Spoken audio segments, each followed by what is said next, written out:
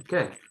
Hello and welcome to the second episode of my journey on the Old Shoreham Road to Enlightenment, the world's most open-minded podcast. And this is the next step. With me today is my one and only millennial friend. Please welcome Miss Ingrid. How are you doing, Ingrid? I'm doing all right. I think technically I'm a zillennial, just very late 90s, but what's a zillennial? it's like between Gen Z and millennial. So like I don't know what that means, but it means that I don't like pumpkin spice lattes as much as people who were born a couple years before me, I think. They call this, some people call this generation, the millennials, Generation Y, as in Generation Y me. Yeah. Yeah. No, that was fun. And well, Generation Z is the last letter of the alphabet, so that might be the last generation. I don't know. It might well be. Definitely not the greatest generation. If things are going the way that they're going, it might just be. Yeah. Okay, so I'll give you some backstory about Ingrid. I'm a friend of her mother's, who is an author, and she lives in America. And when I went to visit her on a trip I was doing to America, it was in 2005. So Ingrid here, she was a very, very wee girl, so I didn't get to meet her. So this is the first time we've met face to face. We've been friends on Facebook for a bit now, and it is the first chance we've had to meet face to face. And anyway, Ingrid is a budding writer and lives in the Midwest of America. Do you want to introduce yourself further? Tell us a bit more about you.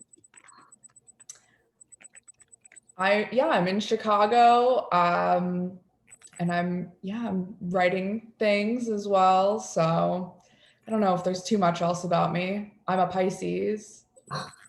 That's good enough for me. Yeah.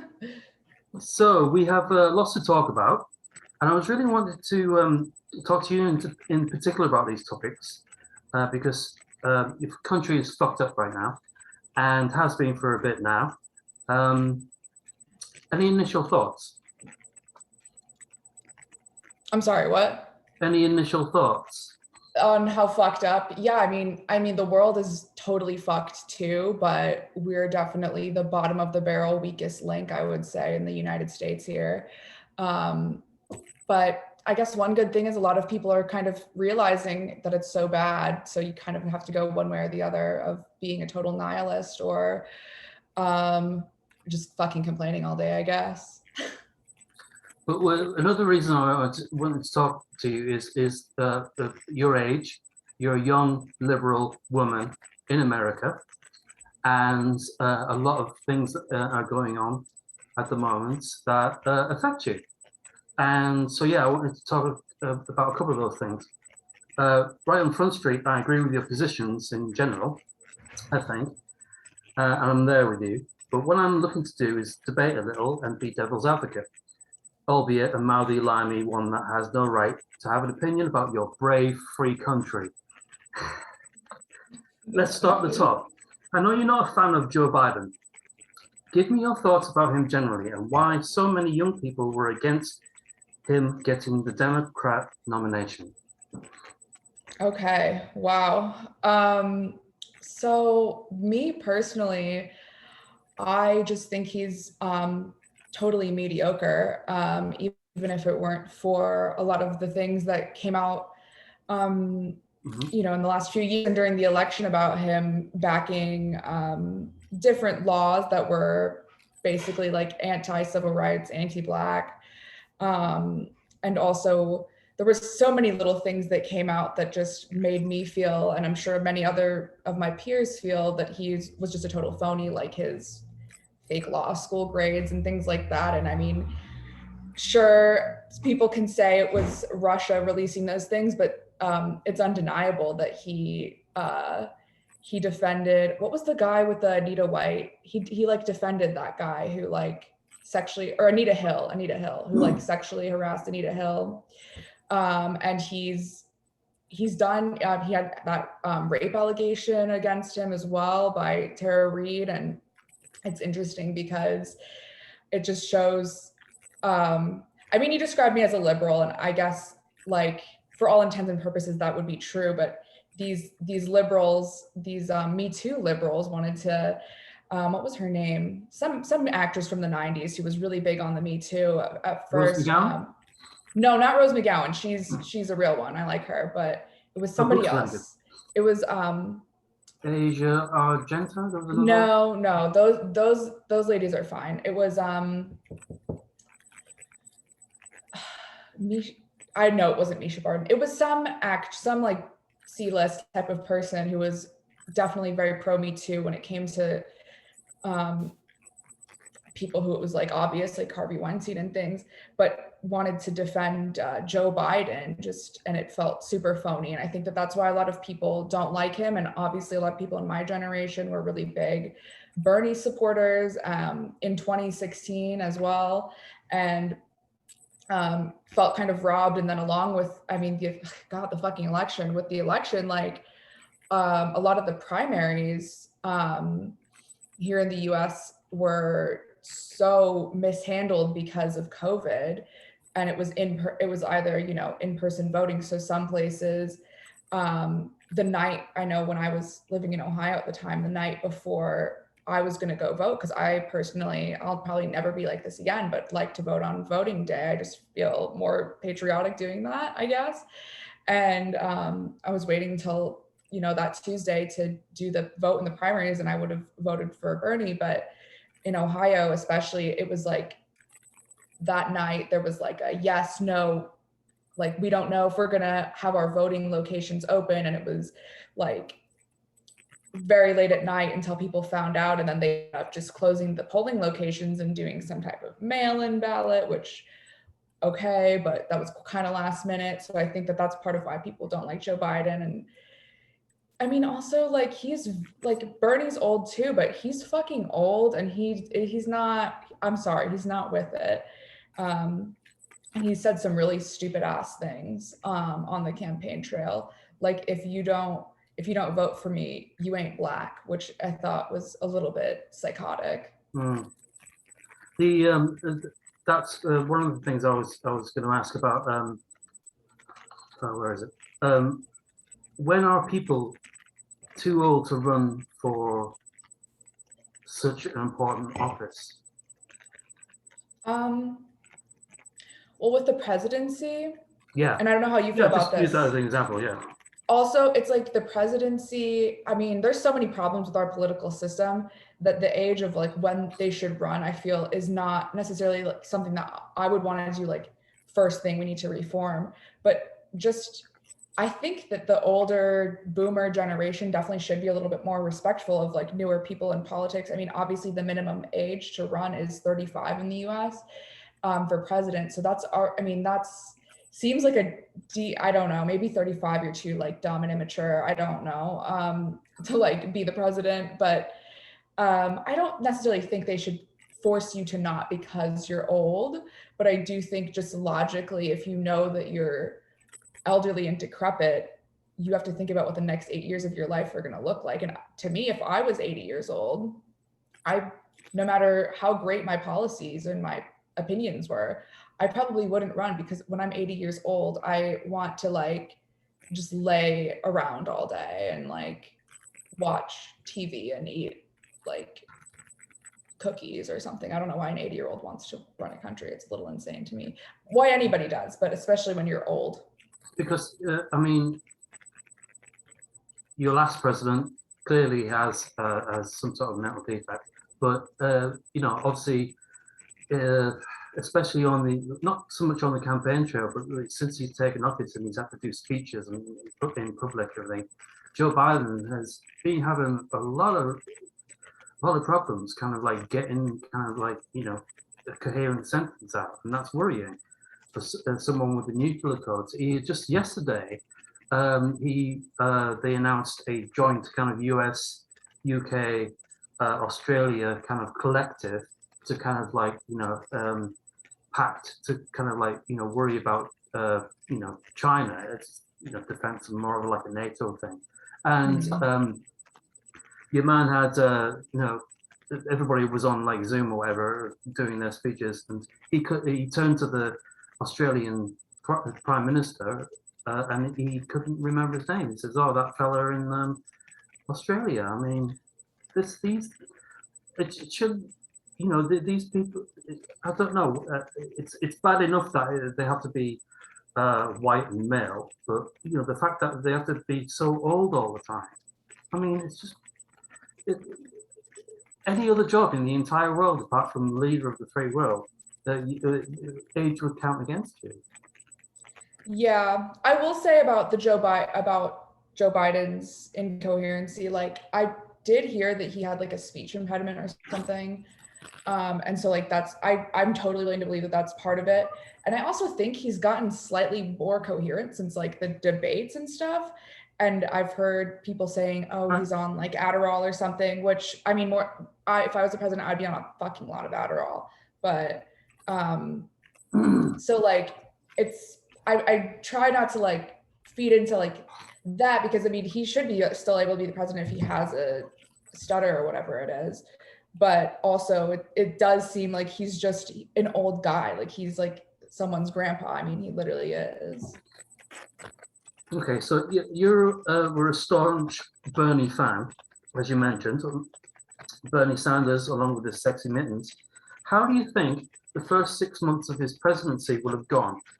What would he have done differently? I don't know. I never really pictured the 6 months of Bernie's presidency, but like, I do think one of the biggest. What did you hope? Okay, well, I did have a dream. I had a dream, not like a literal dream, but I remember it was like sort of that fall. I believe it was like fall 2019, and we would then vote in the primaries. It was, no, I could be wrong. It was some time before we knew who the candidate was, and Bernie seemed like he was doing pretty good. It was before a lot of the states voted. It was maybe after like the like Iowa caucuses or something like that.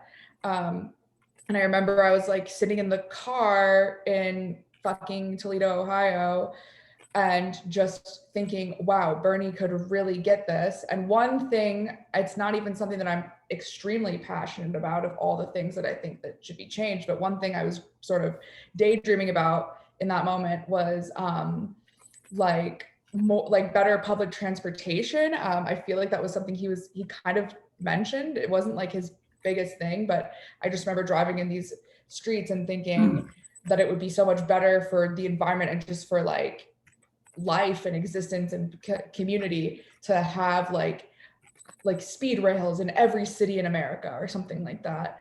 I'm not saying he would have done that in the first 6 months or even at all, but I think just general like social programs to help, especially with COVID, to help people who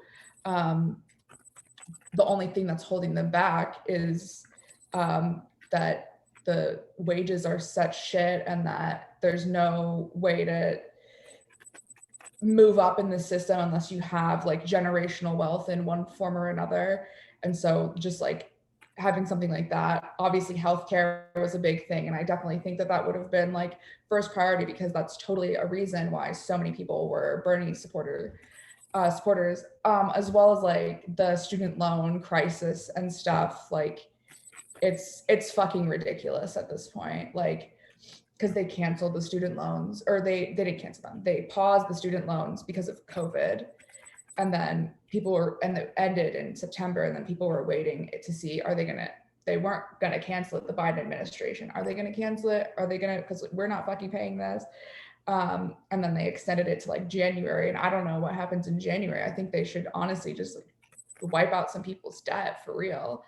It's probably like, I think it's one of like the biggest factors in like reasons why people my age and people who are even older than me can't buy a home. And it's like, it's fucking bad for the economy. Like to have trillions of dollars in student loan debt. It's stupid. Brilliant. Fair enough. I mean, yeah, I'm not sure what they did here in terms of the student loans, everything, but I know they did put a moratorium on lots of different things, like evictions, and they put a benefit cap on. They actually give you a bit more money, which is unheard of for the Tories, for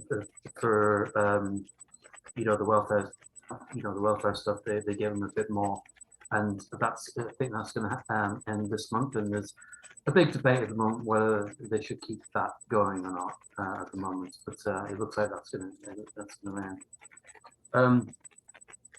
Okay, our relationship between our two countries. What is the future of the special relationship between the UK and the Americans, especially now after the withdrawal from Afghanistan? I don't know if I could give an educated opinion on that, but it does seem to me a little bit like, from what I've heard about the UK, and maybe you could share more of like your knowledge because you are living through it, is that there's a lot of sort of fashy people who are in the government over there now as well, which, I mean, it's the same way here. So I don't know if that makes for a good relationship, a bad relationship. And the Afghanistan thing, I'm not gonna lie, I really don't know anything about it. I've heard the news, but I haven't been able to like think of like, oh, like it's good that we left, but I know that it's complicated because it's going to cause a lot of issues as well, like with just leaving and giving nobody support. I know that was a big thing, and it seems like the way we left was kind of bad, but that's just from the bits and pieces that I've seen on my different. To be fair, you were a baby when this all kicked off, weren't you? So I think a lot of people of a younger age, don't remember having to go through this bullshit 20 years ago, and it was a lot of bullshit. And I marched in the streets against the war in Afghanistan and Iraq, and it got us fucking nowhere. I'm going to get to that in a minute in our direct action bit,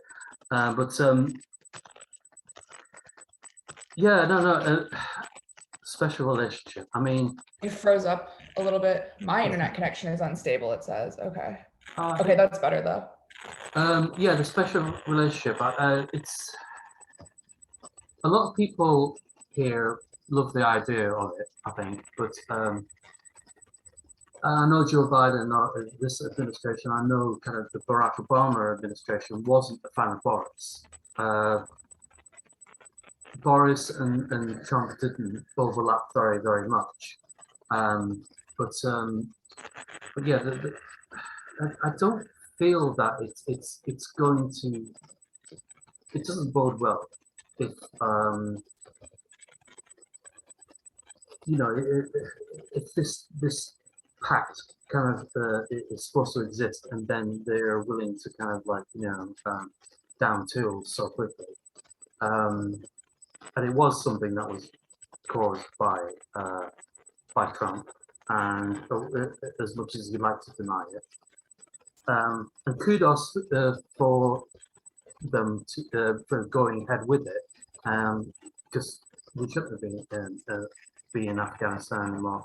But the main point is we should never have been there. I think that's my thing, is I never thought we should be there in the first, like, I don't know, because like you said, I was a toddler when we went there, but like it seems a little, from what I've heard, it seems like it's kind of fucking pointless that we were there like in the first place. But I mean, I guess that's just war.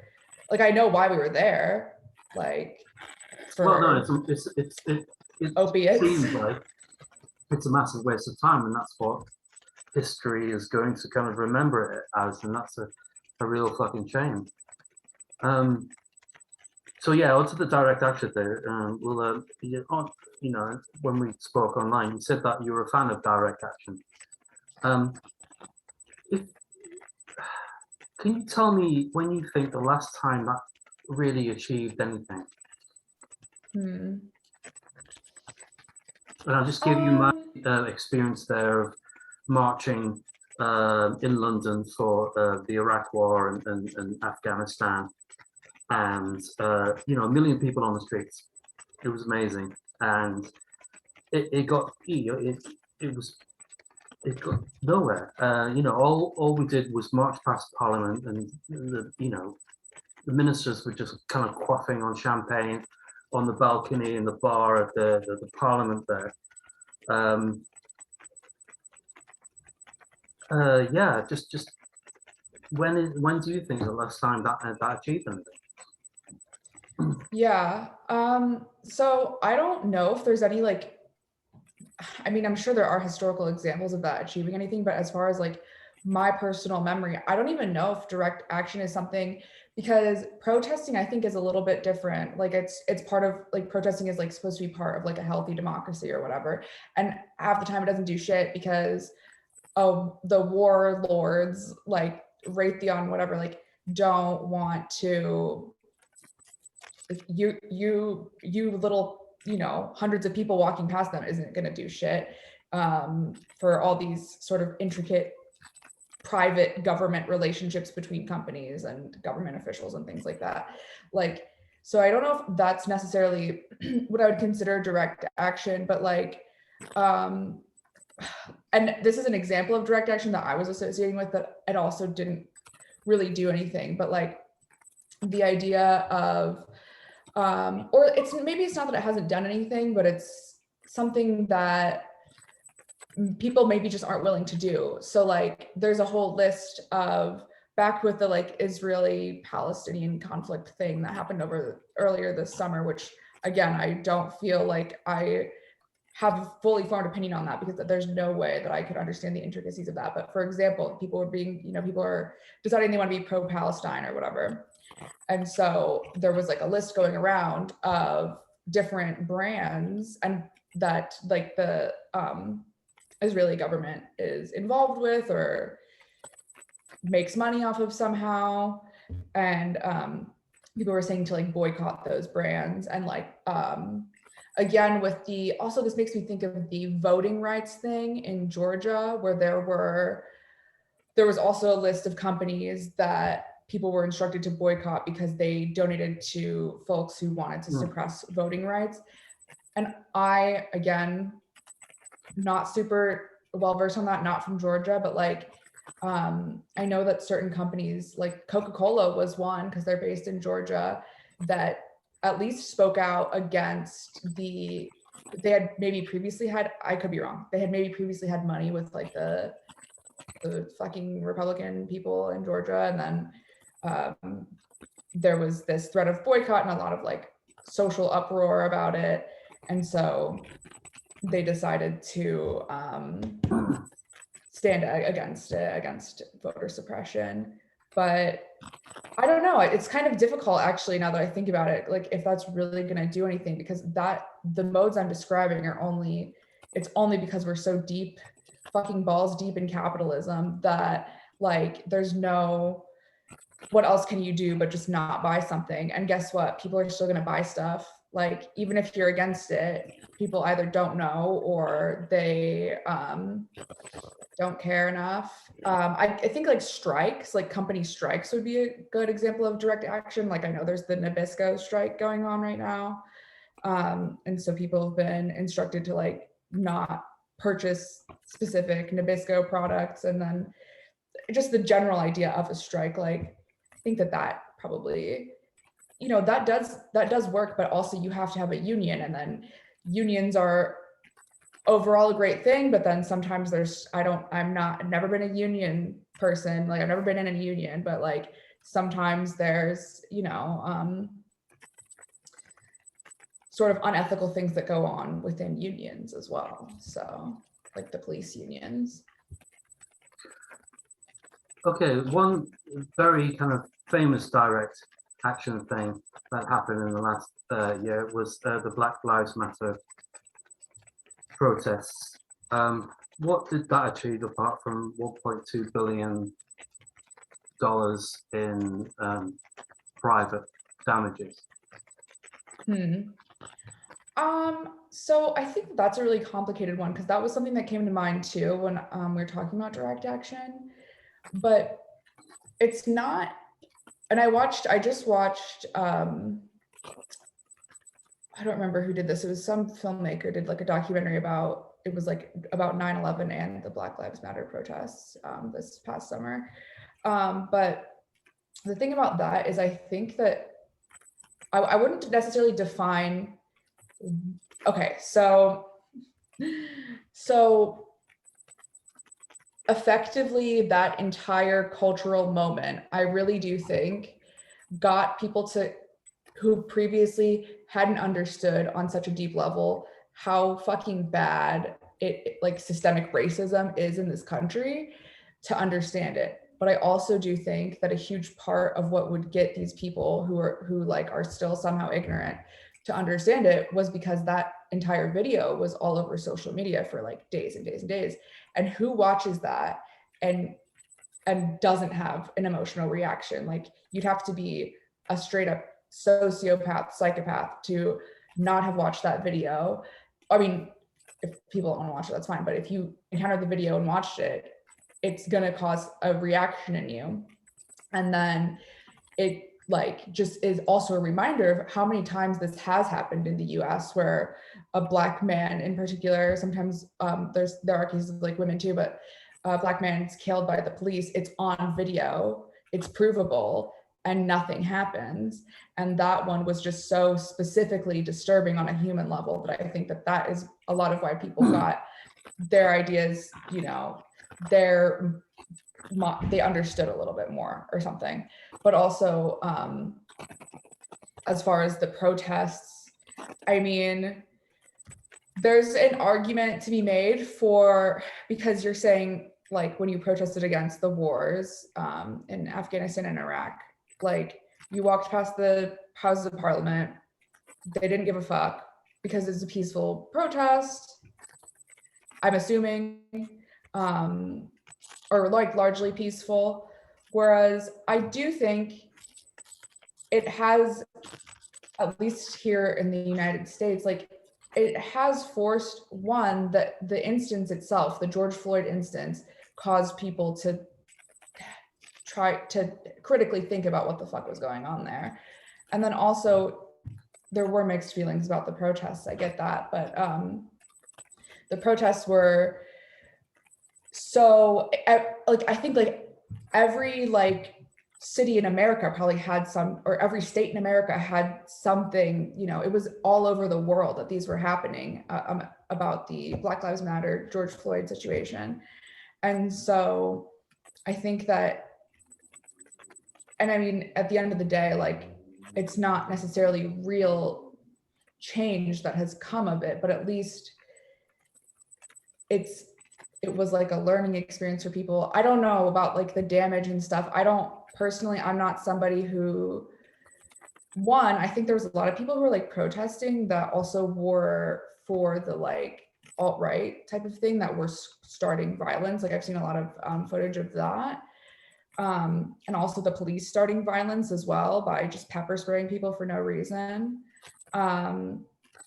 So I don't think it's the $1.2 billion of damage. I think that that's really pretty inconsequential compared to what people were protesting about. And I know, like, for example, like Target or whatever, you know, Target, there's the video of Target getting like looted or whatever the night after it happened in like Minneapolis, and Target themselves as a company said that the damage was inconsequential to them. And I mean, at least I guess I never looted anywhere during those protests, but I think that, you know, there were people I heard about who were looting like supplies that were just like necessary supplies, like baby formula and things like that.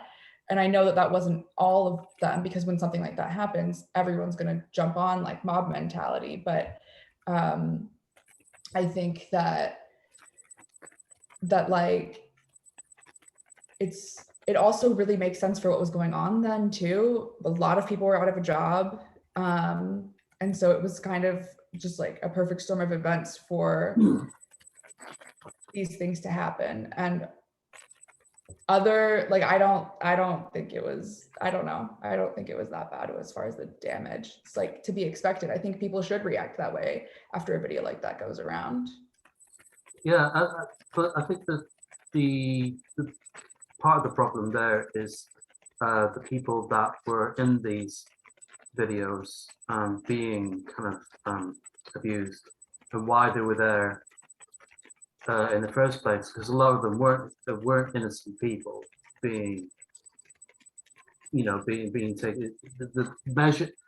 The measures that the police use in a lot of these cases are excessive and wrong, and the policeman the George Floyd, that whole incident, he was right to go to prison, but the fact that George Floyd was in that position at that particular time, that's a problem as well.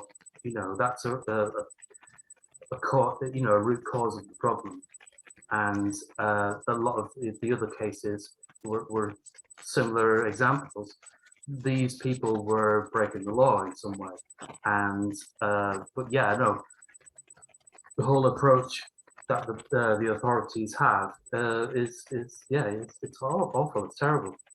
I mean, yeah, because George Floyd, it was a fake $20 bill, which I've worked at retail stores before. If someone gives, first of all, I probably wouldn't even notice if I was given, unless it was a very obviously fake $20 bill. But like when that happens, you're not supposed to just call the police, because it's like money doesn't flow that way. How do you know that it was like and even if it was, obviously like that should have never happened. But even just the basis of it was just so fucking ridiculous to me. And along with like other cases too, where like black kids walking with his hood up or something, like I think that it's a healthy reaction for society when they watch their government kill somebody who was innocent. Especially, most people are gonna freak the fuck out. I know, like I was definitely upset about that. Was the Capitol riots, or the riot on the Capitol building on January the 6th, was that direct action?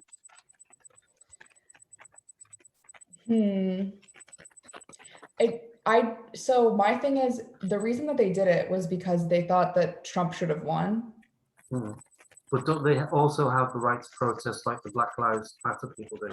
Yeah, but it's totally not the same, because that's another thing where you're entering a government building, you're stealing government officials' computers, you're destroying like historical artifacts in the nation's capital, and the majority of people didn't do that though, did they? But okay, but like the other part of that too is that it's interesting, and rest in peace to the one person who died, who was killed. But it's just interesting that there's a huge difference between if a very, very large group of white people like storm the Capitol building and destroy property and steal things. And I don't know, I didn't see much pepper spray going on there. There was the one person that got shot for being, I'm sorry, a fucking idiot. Like if you're standing in front of a window and the feds are pointing a gun at you, I would move. But I think it's a little bit different. I do think that if those people felt that way about the election, they totally have the right to protest. And I think in general, protests should be kept peaceful, but it's a huge difference of, you think, like you as a group of people thinking this election is a sham and having no verifiable evidence that it is, no proof, it's just vibes. And then you decide to destroy government property and do all these things and be violent and insane. Because that's kind of like a threat to democracy as well. So I don't know if I'd call it direct action. Also, nothing really came of it other than people getting arrested, and it's not like they got what they wanted out of that. I mean, if they really wanted to do it just so that, because they didn't want Biden to be president. I didn't want Biden to be president either, but I wasn't gonna steal Nancy Pelosi's laptop over it. Yeah. No, it's just nonsensical, I agree. And it achieved nothing apart from getting a lot of simple-minded people in trouble, unfortunately. It was very scary though. It's scary to know that there are swaths of people like that who are willing and able to do that. And tomorrow there's another one. There's in the US. Yeah, there's another people protesting about the justice for the people in January the 6th at the same place, but there's no Trump, there's no speakers. It's just a gathering of people protesting outside the Capitol building. That's tomorrow. I mean, if they probably won't keep it peaceful, but if they do, that's definitely their right to do that. I think it's a little bit of a fucking waste of time, because a lot of these people too are suffering from like Trump policy, Republican policies. So I think that I mean, it's also just the internet, just brainwashing everybody, but, or like social media brainwashing people. It's crazy to me that that's something that that's the hill that they're literally gonna, like, they won't die, but that they're willing to die on, when they probably just need some free insulin or something. Okay, moving on. The Texas heartbeat law.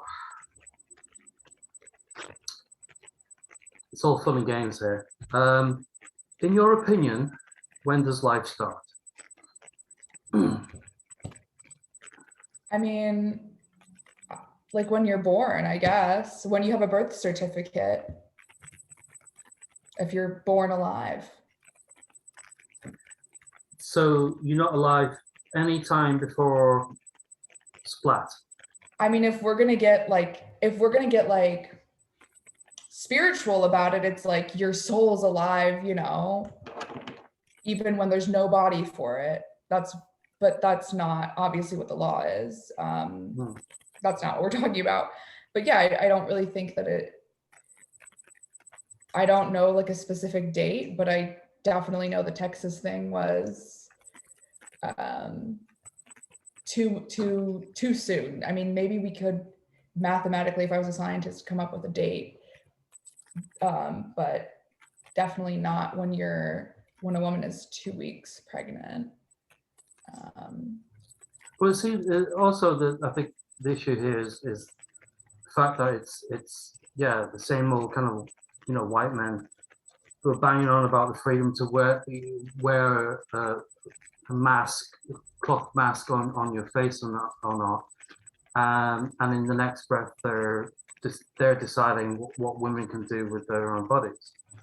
Yeah, and I think that's something I've heard too, is I've heard it from Republicans saying like, oh, people are all about your body, your choice when it comes to abortion, but not when it comes to vaccines or the mask thing. And like, honestly, I think it's flawed logic, but as just far as my opinion on it, I do think that it's complicated with the vaccines because there's all these conspiracy theories about it and things like that. But like, I do think that at the end of the day, whether or not, like, if we're taking out all of the, you know, crazy shit that's going on, that is your choice if somebody wants to do that. It's someone's choice if they want to wear a mask, but that doesn't mean they're not going to be a social pariah for not doing that somewhere where they need to, or get kicked out of a restaurant or kicked out of a Trader Joe's. But I'm pretty purist on that. I think that, yeah, your body, your choice, for just about anything. If someone wants to do something, they should be able to. Could you explain the mentality of the lawmakers and the people in charge? I know already that's a hard question.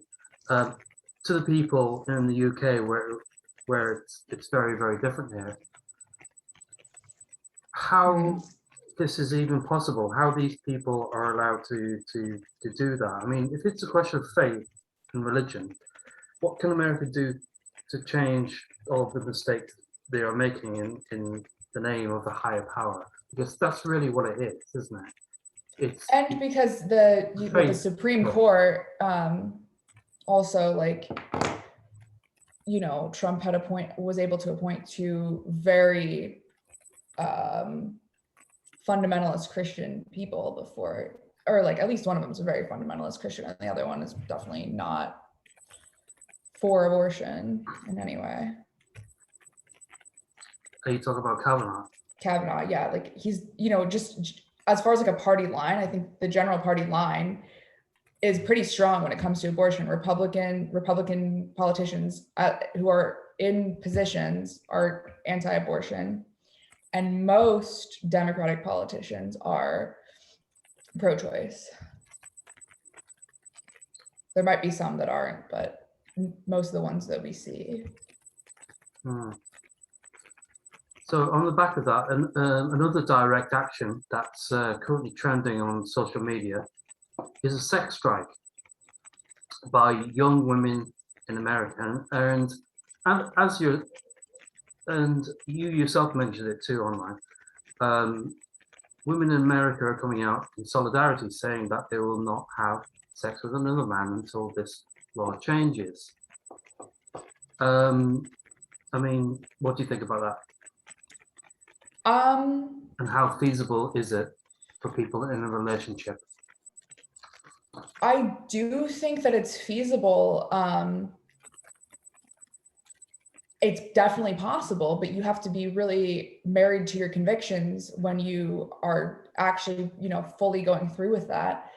As far as like the logic of it, I think it's a good idea if we could get everybody on board. Also, I could see it being a terrible idea at the same time, because men are the way that they are. But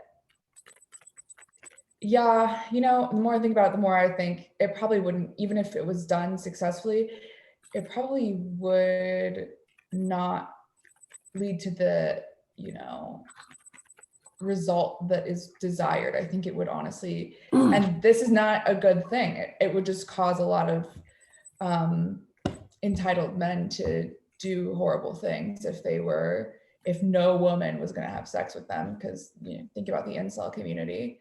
So I respect the idea of it though. And I can understand feeling that way. That's how I felt when I first got that news and was reading these articles a couple weeks ago. Because what can you do at that point? I guess I know people were talking about at the beginning of COVID, because to build a guillotine, it's like $1,200. People were kind of joking about using their stimulus to build a guillotine. And I wonder for some of these people, if we're going to get to that point, like French Revolution style or something. Okay.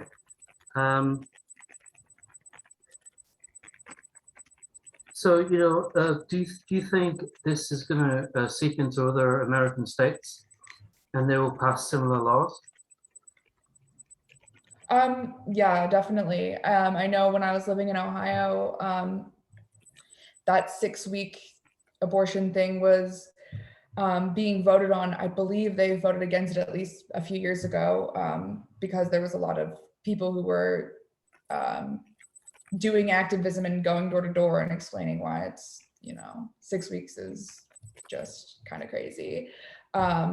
But I think that it totally opens the door for it to happen in other states. And it seems that if this was something to go to the Supreme Court, that with the people who are in there, Roe v. Wade is effectively overturned because of the Texas thing, is what I've heard. But if it was to go to the Supreme Court, obviously these people are not pro-choice, for the majority of them. Another thing that's pretty fucked up about the Texas law is that you can be an abortion bounty hunter and make money doing that, because you would, if you successfully catch somebody trying to get an abortion after 6 weeks, or even somebody helping that person. Yeah, like 10 grand or something, don't they? What? They get 10 grand or something, don't they? Yeah, it's you'd have to take them to court and stuff, but they pay the person who is getting the abortion or helping the other person pays your legal fees and would get $10,000. I think that's a unique, sort of nail in the coffin, I guess, of this, that it's specifically. And I think some direct action that was taken on that actually were people created bots to spam the website in Texas. And also people who didn't necessarily have the bot to create. There was all these videos going around of how to go onto that site and just spam it. People were sending videos of like gay porn and stuff to it. Good. Yeah, I read Good for them. But like, I think that that's good. I don't know if the site ever like went down because of that or anything, but flooding that server with all this bullshit information, probably I would consider that something that maybe at the end of the day would help somebody. If there's like a million fake entries in there and there's one real one, good luck finding it. So is it right to kind of weaponize something like sex, and not as a male thinking that it's the basic human right, because I actually don't even care about it anymore. But you know, is it right to kind of, especially within a relationship, is it right to kind of like, weaponize it is the word. And What do you mean weaponize? What would your definition of weaponization be? well, it would be like you say, use it as a bomb, use it as an ultimatum. I'm not going to have to do this until you do that.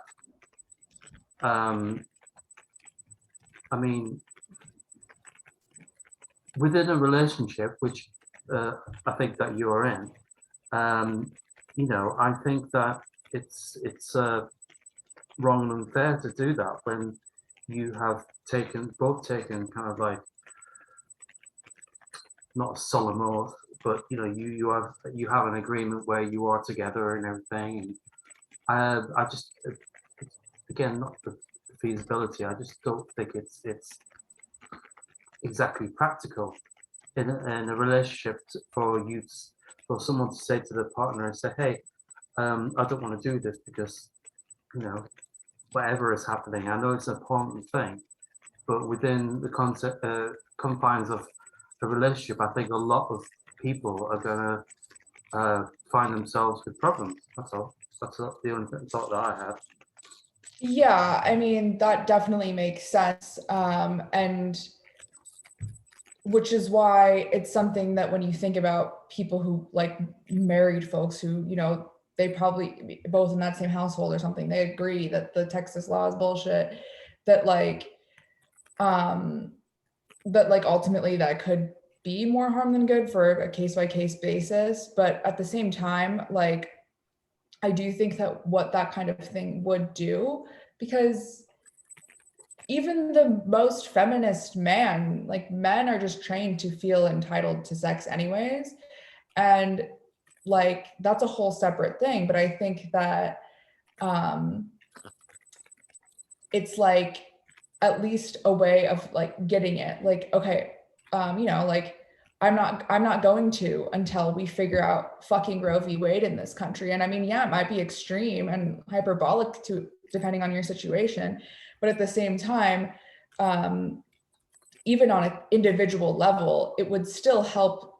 It would still, probably cause the cis male in that relationship to understand how real that struggle is. And I mean, ideally, if you have a partner that doesn't understand the intricacies of these things, it could be just like a conversation, and it doesn't have to be a full-blown strike. But if millions of people want to team up and do that, I mean, I think that it could be a good thing. But I don't know. I don't think that that's weaponization. I think it would be weaponization if somebody was doing it for, I'm withholding sex until you buy me more almond milk or something. Like, that's a little bit, manipulative. But if you're doing it for a political reason, there's like a larger cause to it. It's like people fasting for different religious holidays.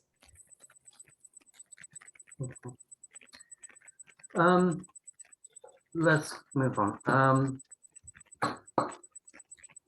Okay, the pandemic and corona and everything. How's it been for you? Where do you spend the lockdowns and who with? I mean, where are you at vaccine-wise? Vaccine-wise, I've got both my shots. I mean, I think daily life has gotten better in the last year, because it's not, it's not easy for people to like not be able to go out and see people and be a part of a community, which obviously we weren't able to in the beginning, especially when there were no vaccines. But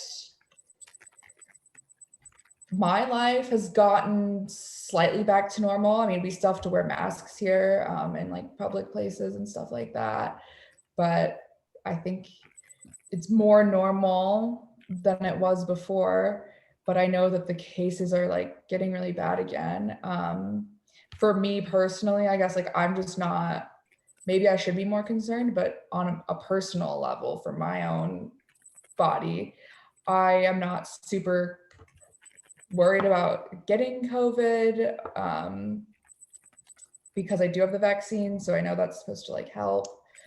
I kind of stopped following all the new strains a while ago because it seemed a little bit like just sad and negative, and it's not, obviously you want to be cautious with your like elderly relatives and things like that, but it's not for, I hang out with people mostly my age, and if someone wants to choose to go to a public gathering or something, like that's definitely their choice, and I feel that it's my choice to be able to go. So I don't know. Where did you spend the lockdown with? Where did you spend the lockdown? Who was it? Was it with your partner or what? Yeah, I was in Detroit with my partner and my dog. And I mean, considering all in all, like I think that it, for me personally, I think it was fine. I'm really glad that I didn't have to do that alone. I think I would have gone crazy. So Joe Biden says it's not about freedoms anymore. Doesn't that tell the anti-maskers to be more angry? yeah, I think so. I think it's not a very, similar to like the Afghanistan thing, like how it was so, seemed like not very well planned, that exit. I think if they want to mandate vaccines for federal workers, whatever, I mean, they can. I think sometimes putting it in this way, I mean, like, yeah, it's pretty dire, but I don't know if that's the way to go about it. Because I think a lot of these people who are anti-vax, they could have their minds changed, but the problem is they're stuck in this social media bubble that's gotten much worse from not really being able to leave our houses for a year and a half, that it's like, maybe they should have some real campaigns to truly educate these skeptical people, because I'm sure it's probably really off-putting for these anti-vaxxer people to see this huge vaccine campaign if they think that the vaccine's gonna like go like make them infertile or give them a chip or Swollen balls. Make them go to hell or whatever. Yeah, the swollen balls, the Nicki Minaj cousin swollen balls thing. All the late night shows at the moment are, I know this for a friend that I work in America, they're all desperate to find Nicki Minaj's friends, cousins, dogs, boyfriends, friends with the swollen balls to interview them. They all think it's wonderful. And, they all know it's bullshit. This person doesn't exist. But they're all kind of like trying to find out who this person is. I mean, it's possible that the person exists, but it's also possible that they happen to get a vaccine and they also happen to have some kind of crazy disease that's causing this, and that they associated it with the vaccine. So yeah, well, I'd love to hear an interview of that person. I feel like they do exist. I trust Nicki. I want this person to exist. It would be amazing. And it would be great. So yeah, the masking. Before we go on to what I want to call Ingrid Reacts, which is my special quiz, I'm going to give you a very liberal millennial young lady 10 wonderful Trump stories from his time in office and or on the campaign trail, and look for your reaction. And then I shall give that a rating of 1 to 5 Cheeto stained Diet Cokes or something. but because he's ridiculous and I love him and I think he's just gold for people in comedy and satire. But before we come on to him, I would like to talk a little bit about Hillary Clinton and your thoughts on how the most qualified person to ever run for president could lose to a reality TV show con man. How is that possible? Because this fascinates So many me. reasons. Give me a couple. So one huge thing that I just knew was going to be a problem because I watched Hillary Clinton run in 2008 as well, is that Republicans hate the Clintons. And I mean, they mostly hate them for the right reasons. I'm no fan of the Clintons, and also Republicans are, and just, it's not just Republicans, it's a lot of people. I do think that like sexism was part of it, but I think like a lot of the Hillary Clinton hatred is valid, but like definitely specifically for her, like couched in a bit of sexism as well. So I don't think it really mattered how qualified she was. And she's also just not that likable. She's not a very relatable person. And I think also, I know like Russiagate or whatever, there were a lot of theories that even came up on my social media about how she like had like a tube and like inside her, and that she was like super like, yeah, she had like I forget, it was like she had like Parkinson's or something, and she had like a tube for like a piss bag or something. I don't remember the full story. It was this because she collapsed at the 9/11 memorial during the election and something. Oh, getting into the car. Yeah, so like there was all these theories on that. And so, and I just think she just doesn't have that. I mean, maybe she did like when she was, way back in like the early 90s or something, like from at least like the videos I've seen, she seems to be a bit more down to earth, but she's just so establishment. And that's the thing. People are tired. And for people who might not be as like educated or they're Republicans, they've been Republicans. I mean, when the choice is between Trump and Clinton, it totally makes sense why a lot of these disadvantaged white people chose Trump, because at least he was anti-establishment, and he's not anti-establishment, but he was able to really make himself. He wasn't necessarily a political insider in the way that Hillary Clinton is, and people I think wanted to change, and he's a con man too, and he's a reality TV star, which I thought was so ridiculous, but like he is a con man, so at least he's good at conning people. So I think he might have just conned that whole group of people, vulnerable people who like a lot of these people just were just vulnerable to his lies, because it was just lies. So anything that he said that he was going to do to improve people's lives, none of that happened. So I don't quite understand how people can still support him after that too. Like maybe it goes with that thing we were talking about with cults before we started, of sometimes because it's this like, there is definitely a cult around him. Yeah. He's a celebrity already, and he also is probably decently able to like market himself in these specific ways, and has all this help from that one guy, I forget his name, who went to jail and then got pardoned. So many. Roger Stone? It was like Roger Stone, yeah. So it's like he has a Nixon tattoo on his back. I've seen it. Yeah, it's kind of like a shame that he's such a piece of shit, because I feel like he's kind of got a cool look to him, and yeah, he's funny. But yeah, I think that's, I don't know.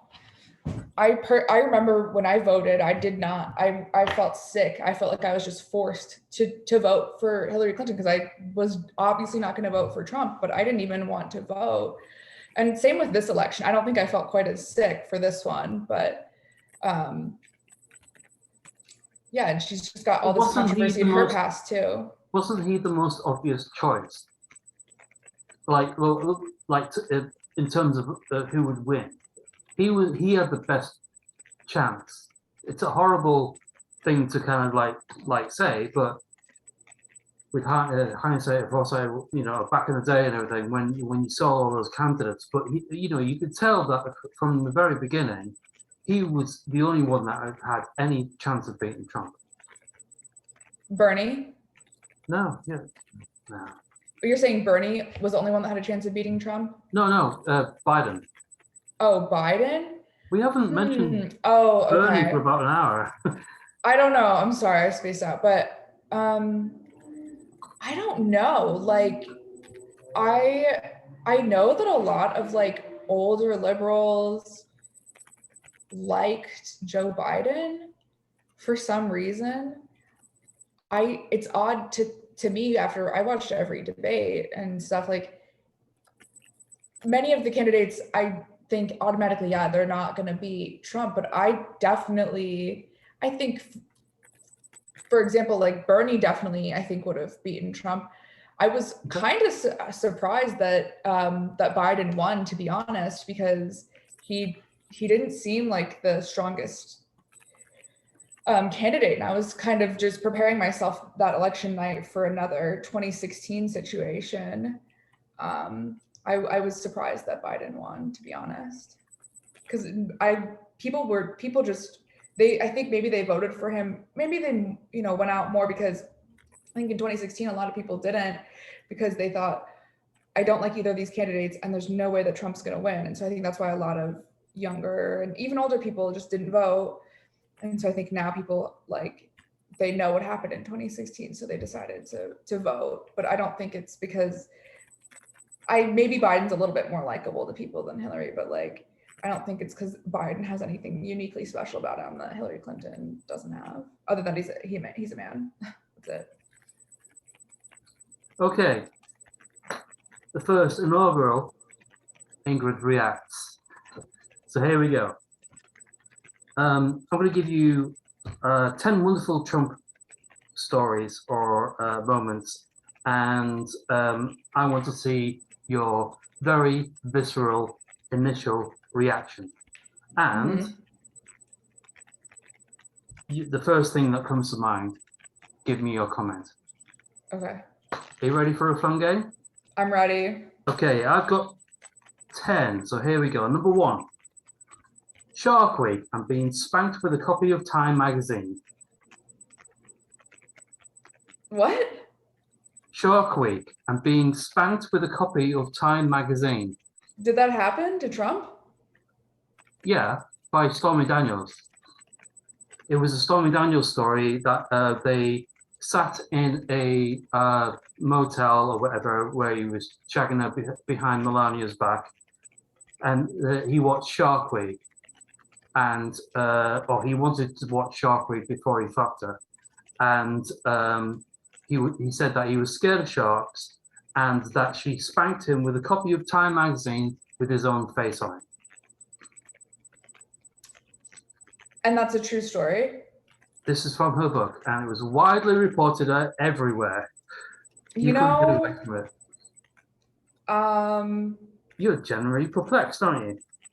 I think good for her, good for him. That seems like it hurts nobody. I mean, at the end of the day, I understand the Stormy Daniels situation was very hurtful to her, but if that's what it was, if that's his thing, I mean, I can't say I'm surprised, but seems pretty harmless to me as far as all the other things he's done.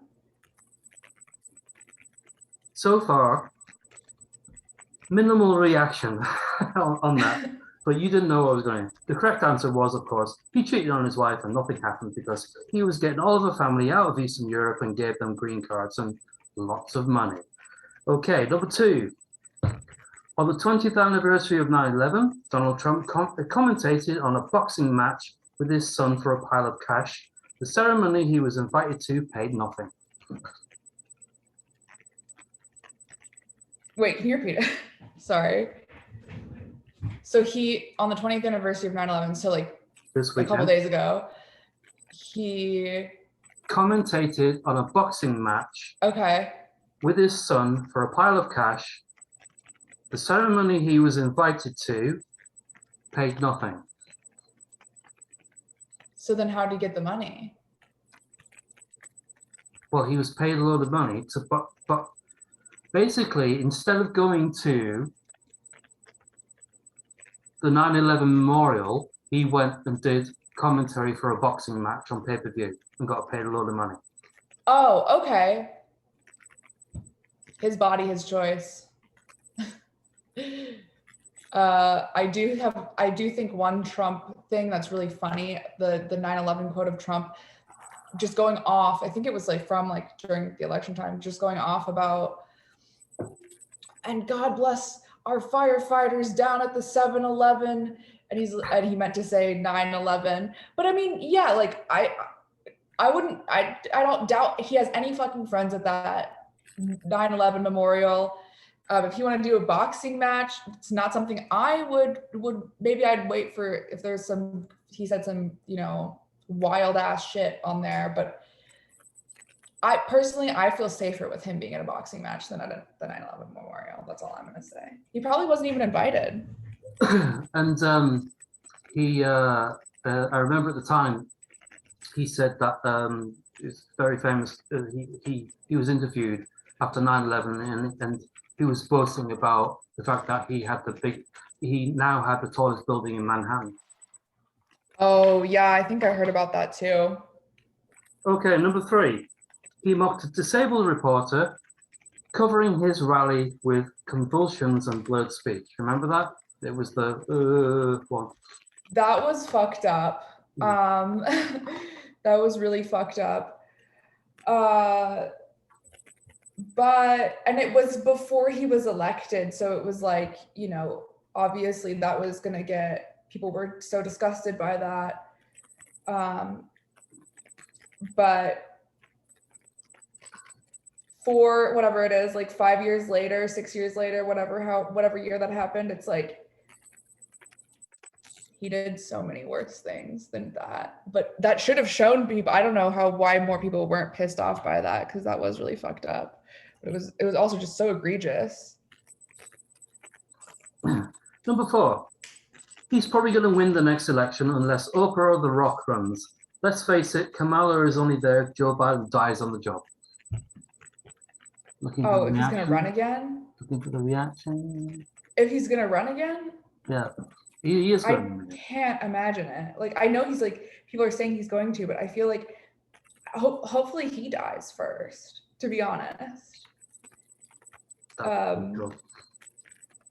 If he's going up, I don't know, if he's up against, like, even, I think that, like, I do think that if he did, he probably would. I don't know. Hopefully he just dies before that. What's the chances of Joe dying and Kamala being the first female president by default? That would suck, wouldn't it? By default. Yeah, I'm not really a fan of hers either, but also. Ooh, what don't you like about her? Well, I have like mixed feelings about it, because I feel like they did a pretty good job of like, she's like not as unrelatable as a lot of these old, Hillary Clinton, Joe Biden types. Like, she seems like she's a bit more like, she's not down to earth, but she seems just more relatable to people. She's better with the media or something. My thing is one, I feel like even since like these people have been president, or like president and vice, like it does feel like I'm just seeing their fucking Twitters, and it's like just constantly speaking in platitudes. Like, they don't seem like people who are going to affect real change. And I mean, I guess in this country, that's like not the point of like the president, like where we're at right now. Like I think people want, or like the people in power want the president to be a pretty malleable individual as far as having no backbone.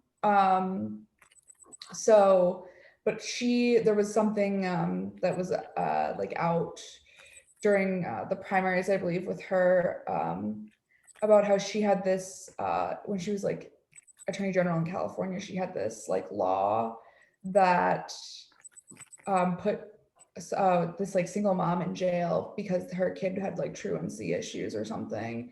In California, yeah. Yeah, I'm not for that. And she's a criminal prosecutor, and I think that there's a couple of other things that she had done that were not so great. As far as, and again, like I just totally don't pay attention to what the office of the president does, like with like Biden. Like I just think, what are we going to do about it other than like try to have a better candidate in a few years? If she dies and becomes the first woman president by default. Wait, what was the question? If she dies and becomes the first woman president by default.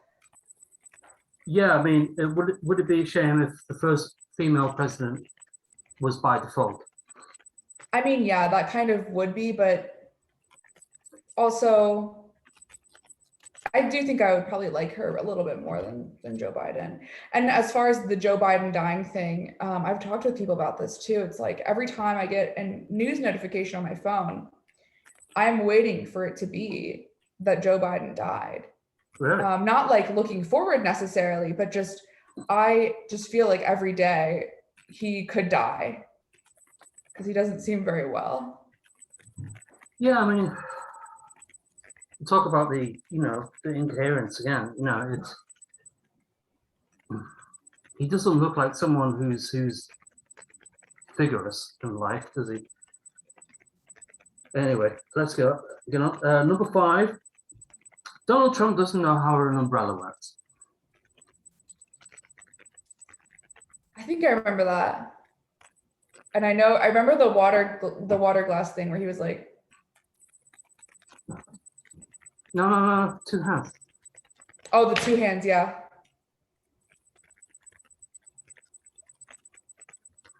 But the umbrella was when he was going into the plane. Air Force One, yeah. It doesn't surprise me that he doesn't know how an umbrella works. He's been, trust fund baby his whole life. So the fact that he doesn't know how an umbrella works, he's probably like, that might have been the first time he ever had to open an umbrella, or he's having some type of like motor skill issue, which also wouldn't surprise me. Number 6, the perfect phone call. Quid pro quo. That was a good one. We got some reaction there. That was a good one because I remember when the no quid pro quo big Sharpie paper that he was holding came out, and there was the phone call, and I remember somebody made a remix that was like to the style of the Smiths or something, and it was like, tell Zelensky to tell the whatever, I want no quid pro quo. And it was really funny. Have you heard that one? No. Do you see that? Oh, you should look it up. It was funny. Okay, number 7. This is a doozy. He hit on his daughter on national TV and said he'd date her. Yeah. I remember seeing that clip. That was a little, again, not surprising from him, but I don't know. Maybe the early 2000s are just that much different that would have been something that was okay to say. It wasn't a different time. Look up a band called Limp Bizkit. That's all you need to know. I know. I watched the Woodstock '99 documentary. Oh, that was great, wasn't it? Yeah, I would have not wanted to be there. The 94 one was great. I sat up all night. It was live, like for 24 hours or something on the radio in the UK. It's the first time they've done anything like that whatsoever. And so I taped a load of shit. It was great. But yeah, the 99 one, I don't think they did something similar, but I remember recording the 94 one on the radio, but the 99 one was just an absolute shambles, how it was organized and everything. Yeah, that was a great documentary, wasn't it? Mm-hmm. I learned so much. I knew it was a bit of a balls up, but I didn't know all the stuff that happened in terms of kind of like, preparation and production and why these people were whipped up into a frenzy. It doesn't fucking surprise me at all. Yeah, all I know of it is that like before watching the documentary, like I just knew of like Woodstock 99 as like a punchline, and I knew like a bunch of people got raped, but I didn't know how, horrendous it was. But again, yeah, not too surprising. I feel like that's just like music festival shit. But him hitting on his daughter on The View, I don't know if it was a question of the time or whether he was just a massive prick. I think it was just because he was a massive prick. Yeah. Yeah. Probably a little bit of both, because you would, I think that if something, I mean, again, if it was Trump doing that now, he probably would still get away with it. But if anybody else, any other reality TV star was doing that on TV, I think it would be a big news story. Okay, number 8. At a rally, he said that the army took over the airports in 1775. What? Wow. At the airports, at a rally, he said that in a speech that the army took over. He was talking about, I think he was talking about Vietnam or something like that. But yeah, he said the army took over the airports in 1775. Obviously, it was a misspeak or whatever, but I just thought it was funny. Yeah. Because no airports. Just so I mean, he's whether just he a was fucking idiot. Like, it's like it is funny, these like misspeaks, but he's just so like stupid. It's, I think after the going through the presidency, there's nothing that I wouldn't be surprised to like hear about, because some of these things were just so ridiculous. He's such a fucking crybaby too. But yeah, that doesn't surprise me. I wouldn't even be surprised if it wasn't a misspeak, to be honest. And yeah, no, I could quite imagine someone wrote that in there wrong, because surely he can say numbers. Well, Would it have been 1975? probably if it was Vietnam, maybe. I don't know. Not 75. I don't know what it was. I don't know if that was going on in 1975. No, actually, I feel like it might have been it before then. I don't know. Yeah, it was 68 to 71 or 2 or something. Mm-hmm. Okay, so number 9, he asked his medical experts on live TV whether they could inject bleach to kill the coronavirus, and then said it was a joke, and that makes it okay. That was a good one. I think that was a good one. I remember the memes from that. And I remember watching the clip, and they were the woman who I think left that committee, who also has her own issues as far as policy and things she's done, looked very confused. Deborah Burks. Yeah. Lady with the scarves. Yeah, with the scarves. That was fucking stupid. That was really stupid. But then we have the ivermectin people now, so. Yeah, they and I mean, would you put them with the Regeneron people? I don't know about Regeneron. I just know that I would not go to a Farm and Fleet and buy apple flavored paste that was, and then take like a horse dose of it and then be like, why do I have diarrhea? You took horse medicine. So I don't know about the Regeneron. I think Regeneron is like, from what I've heard, it's like supposed to, it's like hard to get if you're not rich or something, but it's like a proven treatment for COVID. And I know that like when our ex-president had COVID, that he was given Regeneron. I think it had something to treat malaria or something. I don't know. Okay.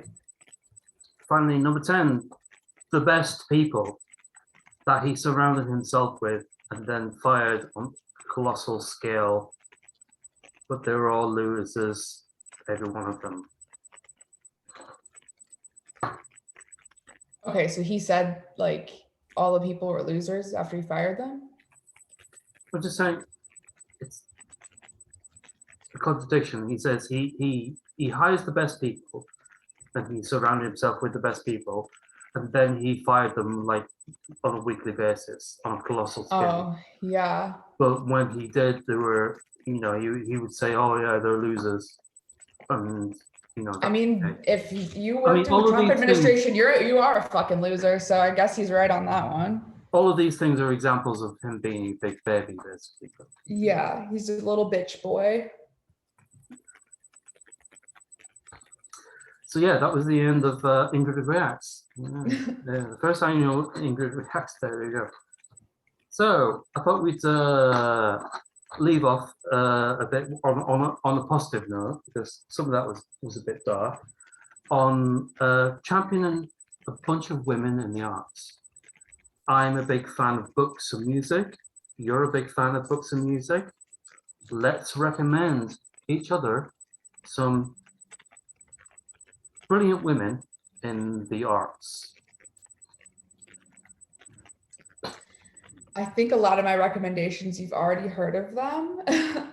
But I did recently read a book called My Year of Rest and Relaxation, which was a woman author, a Tessa, I can't pronounce her last name, starts with an M. So that's my woman, pro woman, and obviously everything else I think that I would probably recommend you've probably heard of. Oh, there's a band that I've been listening to called Chicks on Speed, which is kind of, yeah. So I guess that's my two recommendations. I've actually seen them. Really? They supported the Red Hot Chili Peppers when they came over. Was it 2006? They played Hyde Park and they brought James Brown with them, and they opened with Chicks on Speed. Chicks on Speed. They did the song with Peaches. I don't know which song, but I probably heard it. What's the song? Oh, it's amazing. Chicks on Speed, Peaches. But yeah, the Chili Peppers brought Chicks on Speed over with them, and James Brown, which was like the most bizarre lineup you would ever. Yeah, that's strange. I couldn't really picture that, but We don't play guitars. Oh, okay. You go, I think I've heard that one. We don't play guitars, and then they go, oh, Peaches don't play guitars, and then she kind of comes up and she's kind of like hanging on a harness, and she's playing the guitar. It's like, we don't play guitars. There's like three of them, isn't there? And they kind of like stand in the row. They go, but yeah, it was part of the whole mid 2000s electroclash movement. Yeah, it does seem like kind of. I didn't know what it was from. It came up on a playlist and I was listening to it, but it did seem like it was. To be honest, that's the only song that I know. But yeah, no, I'll definitely check them out if you like it. How much have you gone on a deep dive with Chicks on Speed?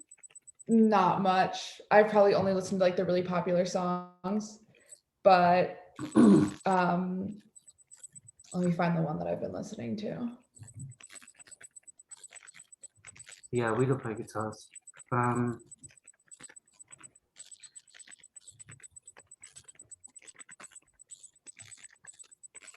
Have you heard of a band called Amyl and Sniffers? No. A punk band? They're really cool. Amyl, AMYL, as in amyl nitrate, as in poppers. Oh, yeah, poppers. Yeah, but they're amyl nitrate. But yeah, they're a punk band. I think they're from Australia. They're pretty cool. I saw a great band the other night called Stranger Girl, who are from here, from Brighton. Female-fronted band. They were brilliant. They were supporting a band I really, really loved growing up called Sleeper, and I first saw them when I was in college. And that's another female-fronted band. There's a really, really great band from South Africa called the Soap Girls that I saw a couple of years ago. That are really, really cool. I think you'd like them. Another punk band.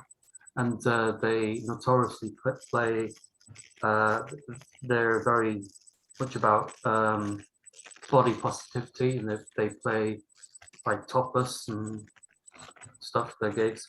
I'm actually a body fascist, so I don't know if I would like a body positive band. What way are you body fascist? I just people should love themselves no matter what, but I don't subscribe to the body positivity movement. But okay, also though, the song that I've been listening to the most by Tricks on Speed is called Glamour Girl, and it's just a fun, very electronic club vibe early 2000s song.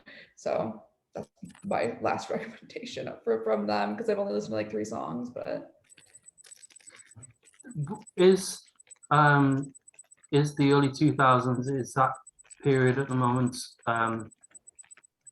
is that cool? Is that retro at the moment? I don't know about maybe some of the music, because of like TikTok sounds. So sometimes people will use these like early 2000s, 90s, 80s songs, and it will get really big on TikTok as just a background song to use. Oh.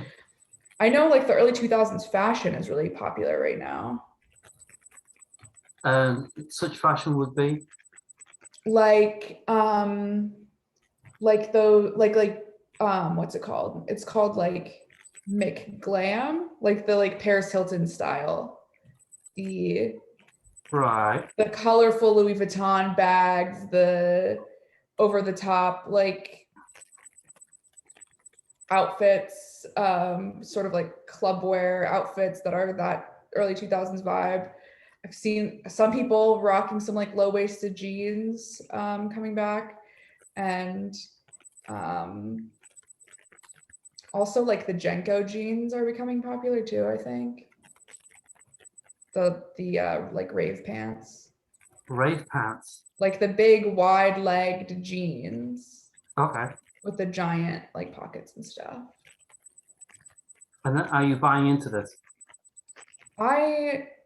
Not on purpose. I don't own a pair of Jenko jeans. I would if they weren't so expensive, because I've always liked the look of them. I definitely don't buy into the McGlam just because it's just not my personal style. But What are you reading at the moment? what am I reading? I'm reading a book called The Girls by Emma Cline. I think it was like a bestseller. It's about this woman who is like it's kind of like loosely based off like the Manson family. It's a newer book though. And she joins a cult, but I've only read like 2 chapters of it. So I don't know exactly what it's like yet. I just read a really good book about from someone who was basically the youngest member of the Manson family, and she's still alive, and I really want to interview her. And I think I know who you're talking about. Member of the Family, it's called. Yeah, I think I know who you're talking about.